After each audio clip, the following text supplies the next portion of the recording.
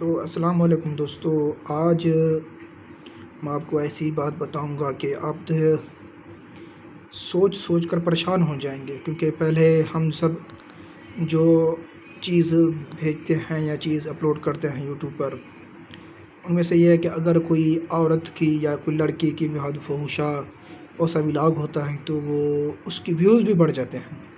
اگر ہم اسلامی کنٹینٹ یا اسلامک کوئی چیز ایسی بھیجیں تو اس میں کم ویوز آتے ہیں، کیونکہ آج کل دیکھ لو، میں آپ کو یہ دکھا رہا ہوں کہ یہ اب بھی چینل دیکھ لیں، اور دوسرا یہ بھی چینل دیکھ لیں، اور تیسرا یہ بھی چینل دیکھ لیں، اور یہ بھی چینل دیکھ لیں کہ یہ سب عورتوں کے ہیں، یہ وائرل ہوتے ہیں۔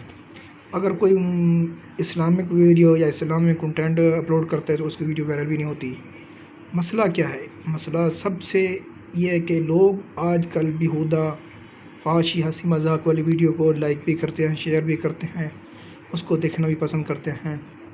اگر ہم اتنا محنت کے ساتھ کوئی حدیث، کوئی نعت وغیرہ کی یعنی کہ ویڈیو بناتے ہیں تو اس کو لوگ کم دیکھتے ہیں، کیونکہ لوگوں کا دھیان جو ہے ان سب چیزوں کی طرف وہ بڑھ گیا ہے۔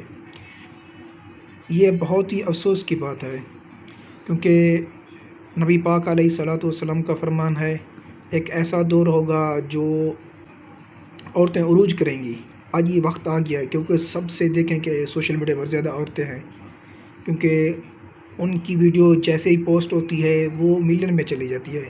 اگر کوئی حدیث یا کسی چیز کی بھی ویڈیو آتی ہے وہ ادھر ہی رہ جاتی ہے، لوگوں تک نہیں پہنچتی۔ ہمارا مقصد یہ نہیں ہے کہ ہمیں ویوز ملیں، ہمارا مقصد صرف یہ ہے کہ لوگوں کی اصلاح کرنی چاہیے۔ لوگ آج کل سوشل میڈیا کو اس طرف دیکھتے ہیں کہ سوشل میڈیا پر عام چیزیں ہو گئی ہیں۔ تو میں آپ کو خاص طور پر بات یہ بتاؤں گا کہ آپ کو چاہیے کہ آپ زیادہ سے زیادہ اسلامک کنٹینٹ دیکھیں اور اس کو زیادہ سے زیادہ لوگوں تک شیئر کریں۔ جیسے خیرکم من تعلم القرآن وعلمہ، قرآن پاک سیکھو، دوسروں کو سکھاؤ۔